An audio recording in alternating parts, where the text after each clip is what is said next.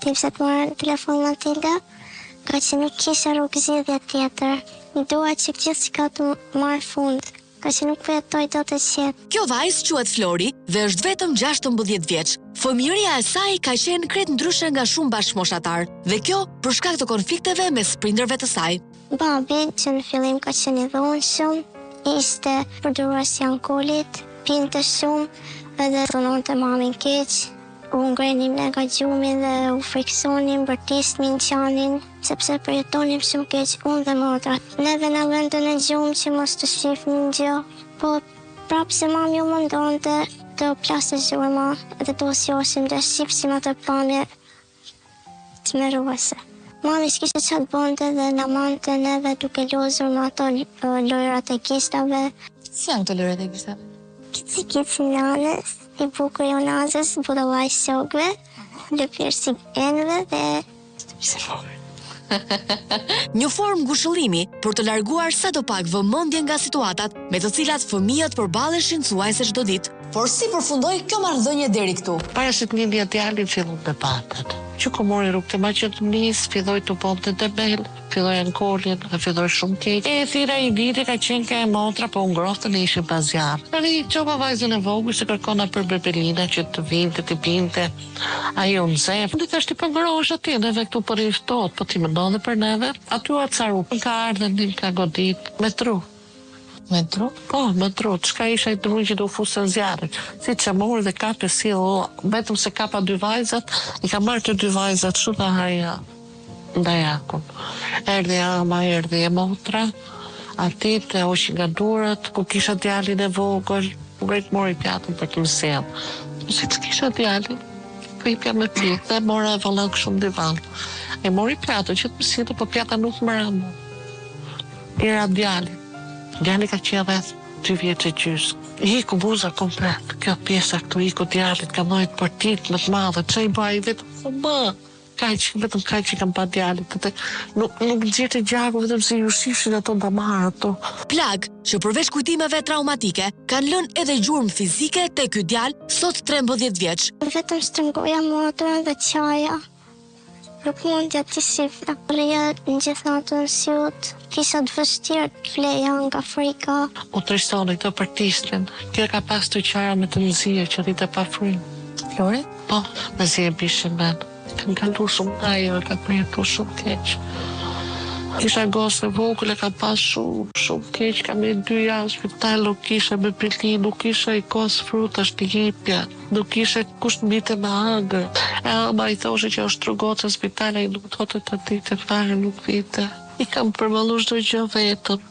Duke hika për merkat, merja që jeshi me Torinën, merja jo shjefni, ti ka në për mërkeshën, në për xhamia, ku t'ishin të pikat lypja, t'i boja qefin tyre, se vite thoshtë mësusja që nesër ose mas 2 ditë kanë një lloj koncerti që të mbledh fëmijët dhe duhet t'i veshësh bluzet bardhë, getat bardha, këpucë bardha. Unë nuk isha. Do mundoja, do bëja diçka, kam arrit, kam një futë dhe nga përplena të mbledh kanaçët. Do t'i gjira i soj me shoqet. Njerë virim pa të gjetë buk për pullat. Ishte dhe djali mata. Ai e ditë djali që neve s'kishim buk që tafshim dhe i thotë, po gjyshtë të parë këtë bukë, thotë, pse thotë, ja japë në pulve dhe të seqerve, thotë, e bje nga shpia dhe ja japë kalamajve, e boj këshu me ujë për sheshe, këto smullin që të katët i që në spital.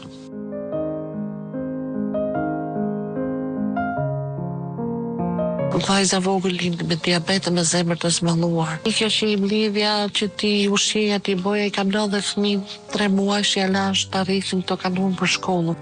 Akoma në klasë të 6, nga që mundesh të rrisja motrën e vogël. Ishte vështirë? Pak, në fillimet, pastaj më mësuam. Unë i pja me ëngër, e vjen në gjumë, ndërsa larjen edhe në ndresën janë bënd të motra tjetër. Vështirësit me të cilat janë përballur këto vajza i kanë rritur para kohe, duke u munduar që t'i vinë sadopak në ndihmë heroinës së tyre. Ai bashkëton të mate, tjetrën e meja në telefon, nuk bite më lek, nuk u intereson, do futa ke lulet, që pastroja ke lulet mlidhe dhe kanacet. Nga aty pastroja një shtëpi. me orarën, mbarosh atje 10:30. Mas orës 10:30 dhe ikja shpejt aktiv dhe i në orën 12:30, pastroja një shtëpi. Merja i 10.000 lekë, i 5.000 lekë sa mund titi, bleja bukë këtyre, bleja bepelindja, leja këtyre dhe ikja këtë konservimi. Dhe ikja atje dhe ikja në orën 11 natës. Do të këtu të i leja vetëm. Por kjo situatë mes dhunës dhe mbijetesës nuk do të zgjaste pafundësisht. Pas gjithë asaj që kishte kaluar ndër vite, gruaja e re vendosi të jepte fund martesës, duke kërkuar divorcin. Na erdhi pasaj që na mori. Babi për ty tha nuk ka vdek, tha vërtet që unë jam rrugëve, tha nuk kam shtëpi, tha pa e shtëpi që është, tha aty do jetojmë gjitha, tha. Që më mori pasaj me fëmijët, erdha këtu po jetoj. Sa kohë ke që nuk jeton me babin? Për 3 vjetë gjysmë. Ku erdhe këtu?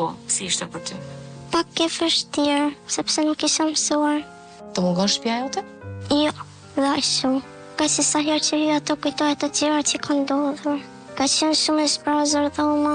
Zbrastia në shtëpinë e babait u zëvendësua me një dritë shprese për nënën dhe fëmijët. Pavarësisht kushteve jo optimale, shpërngulet e gjyshit solli ndryshim pozitiv në jetën e tyre. Po mendoj që neve mos na mungoj dashuria, ndihemi si gjithë tjerë.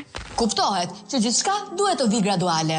Fëmijë të cilët rriten duke qenë dëshmitar të dhunës së familje, shpesh pësojnë trauma të pakthyeshme për shkak të asaj çfarë ka ndodhur. Në rastin e Florit, gjithë këto përjetime, as pak normale për moshën e saj, kanë bërë që ajo të vuajë nga. Ankthi, depresioni, Po si e kupton ti? ma shpjegoj psikologja, gjysja është detyruar që të mblej disa çaj për ankthi, vetëm ajo më qetëson. Përpiqem t'i harroj, po më dalin shpesh herë para syve edhe filloj bërtas, gjyshja kupton për herë. Nga që siç jam me rroba të gjumit dhe dal për jashtë atje të ftofët, si unë kam nevojë për ajër. Dhe gjyshja kupton, më ka marrë, më ka çuar në urgjencë. Ke shoqë këtu? Pak kam, nuk jam që jam shumë e shoqëror. Nuk del shumë? Jo, jam më shumë e mbyllur në vetë vete dhe me më shumë kohë kalon e motrën. E cila, po njësoj si Flori, shfaq sjellje të ndrojtura, shpeshherë me dëshirë për t'u izoluar shoqërisht. Dalim mundësi tek e përgatitit, bëjmë aty. Pëlqen ti? Me motrën se ke marrëdhënie? Mirë, E do shumë? po. E ndërsa dy motrat e mëdha janë në një fazë kur kanë nevojë për ngrohtësi, për kohë dhe pse jo edhe për trajtim të specializuar, për fat të mirë e vogla e shtëpisë vetëm 3 vjeçe, po kalon një fëmijëri të ndryshme nga ato.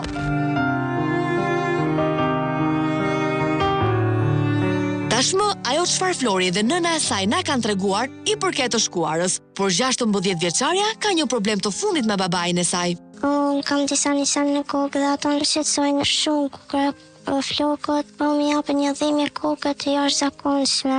Pra këto janë nishane që të janë formuara? Po, Ke të tjera? tjetra është pak më e vogël. Kjo është një tjetër që është formuara? Po, përveç e kësaj kjo vuan një edhe tjetër që po lind.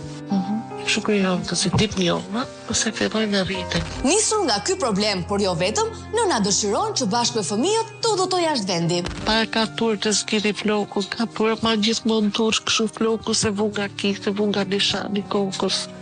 A e vogla vu nga diabeti. Duke të nxera ne do thosh ti pse kërko për kur vetëm për të nxjerë në Itali, nuk mundet ta bosh këtu. Këtu qa jetë për jap fëmijëve. Mjaf vujtëm, prap të vujnë akoma. Këtu shtëpi s'kam, një mundësi që më dha. Po të tezja për shkak që të ndihmojnë. Pak të ti çoja ne, te kërkoj asgjë. Ti ke dhe këto të vizitohet. Ti bi marra pa fëmijës, ti bëjt gjithu. Por kjo dëshirë e nënës për të ndryshuar të ardhmen e fëmijëve të saj duket se ka hasur pengesa nga ana e babait, i cili refuzon të firmos një prokur për kalimin e kufirit. Mamja ka kërkuar këto 3 vjet, ju ka lutur, pa i nuk ja jep. Thjesht tallet, thotë të jap nesër, hajde nisu për Elbasan. I shkujta mesazhi jam pinave, po të pres, i shifte, nuk ka hapte, i bie zilje nuk ma hapte. A i vetëm se po tallet me nave, nuk po na jep. Ka këtë vazhdami, us ta japte për kurën. Por cila është arsyeja që ai i mohon prokurën dhe një jetë më të mirë fëmijëve të tij? Nuk to thot, largosh ti fëmijët të çosha metat. E mohon këtë prokur duke qenë se ti do i shpërngulesh fëmijët jashtë dhe nuk do ketë mundësi ti takoj? As vetë unë nuk e kuptoj atë, se një herë thot do bashkohemi të dy, nuk ta jap, po deshe bashkohemi. Një herë thot jo nuk i largoj fëmijët, ti tash ke 3 vjet nuk po i shaq me sy, thash. Pse i mang këto fëmijët kështu, thash. Çfarë thot? Nuk flet. Pi edhe sot e kësaj dite apo? Ti pi më shumë është do.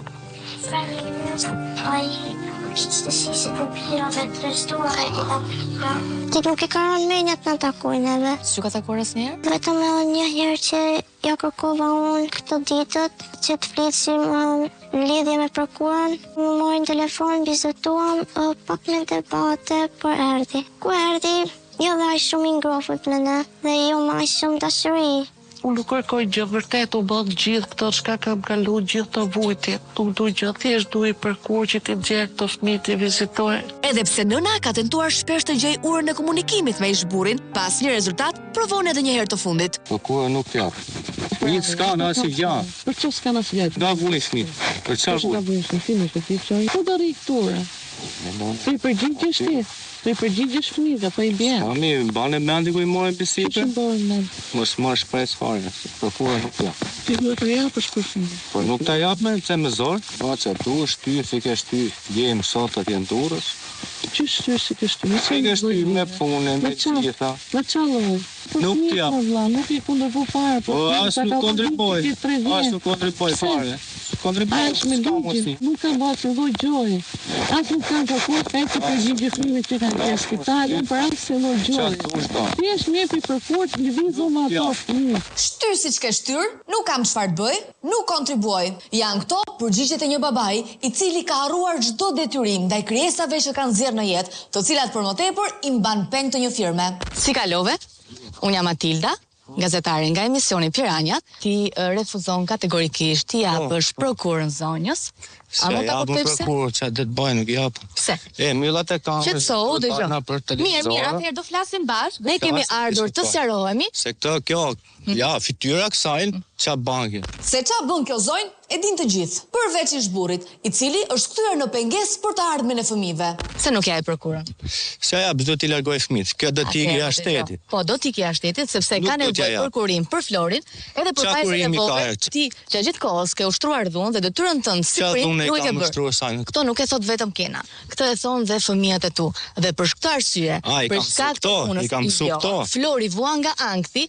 Vajza tjetër është shumë e mbyllur, është dhe vajza 3 vjeçare, që ka nevojë për kurim. Sepse vua nga zemra, nga diabeti. Paline me qa thot ajo, prallat asajnë me. Po ti nuk mund ta dish sepse ke 3 vite që nuk merresh me ato fëmijë. Jam rahat, kam punët e mia, kam jetën tim. Dëgjoj, ti ke jetën tënde, por nuk më intereson ajo. Ja lehtësosh jetën. Ka pakje, ka parë shumë dhunë. Madje edhe djalin tënd që sot është 13 e ke lënë me shenjë të buza. Shenjë e ka pa jo.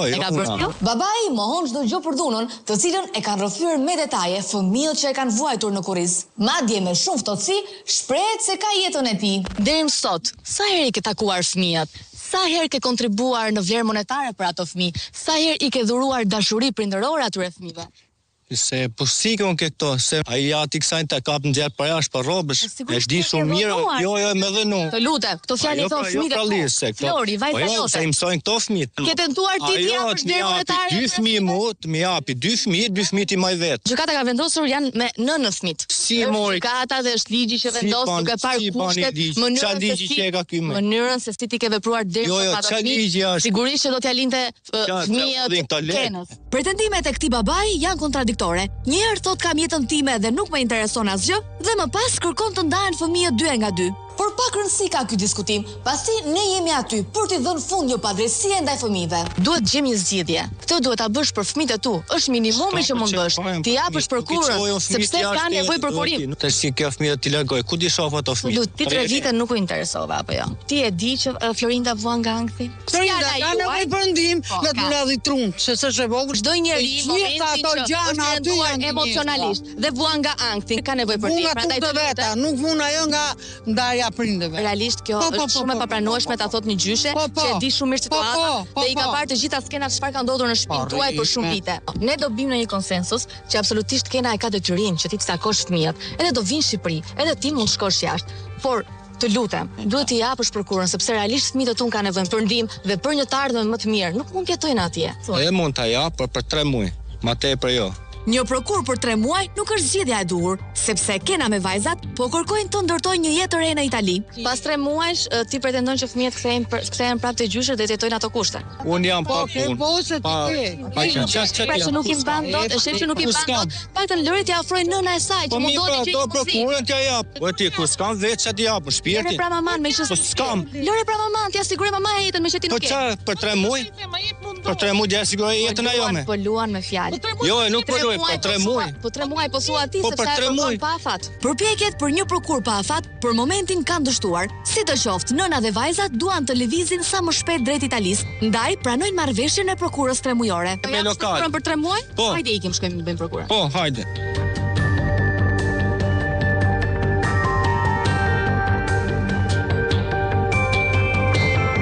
Më në fundja dolëm sa të mora prokurën që mund t'i çoj fëmijët e mi, një ashtinit i kuroj, t'i vizitoj fëmijët e mi si çdo si gjithë vitet tjerë.